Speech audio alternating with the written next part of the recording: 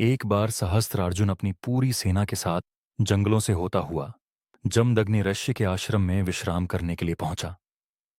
महर्षि जमदग्नि ने भी उसका खूब स्वागत सत्कार किया।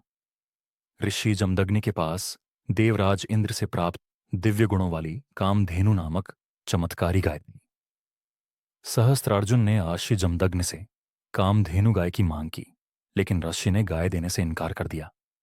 इस पर सहस्त्रार्जुन ने क्रोध में आकर ऋषि जमदग्नि के आश्रम को उजाड़ दिया और कामधेनु गाय को अपने साथ ले जाने लगा। लेकिन तभी कामधेनु सहस्त्रार्जुन के हाथों से छूटकर स्वर्ग की ओर चली गई।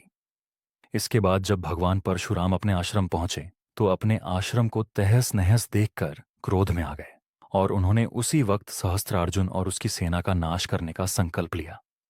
परशुराम भगवान शिव द्वारा दिए महाशक्तिशाली फरसे को साथ प्रचंड बल से सहस्त्रार्जुन की हजारों भुजाएं और धड़ फरसा से काटकर कर उसका वध कर दिया। सहस्त्रार्जुन के वध के बाद परशुराम अपने पिता ऋषि जमदग्नि के आदेशानुसार प्रायश्चित करने के लिए तीर्थ यात्रा पर चले गए। लेकिन तभी मौका पाकर सहस्त्रार्जुन के पुत्रों ने तपस्यार्थ ऋषि जमदग्नि का उनके ही आश्रम में सिर काटकर उनका वध कर दिया। सहस्त्रार्जुन के पुत्रों ने आश्रम के सभी अरशियों का भी वध करते हुए आश्रम को जला दिया। तभी माता रेणुका ने सहायता के लिए अपने पुत्र परशुराम को पुकारा। जब परशुराम माता की पुकार सुनकर आश्रम पहुंचे तो उन्होंने पिता का कटा सिर और उनके शरीर पर 21 घाव देखे। यह देखकर परशुराम क्रोधित हो उठे।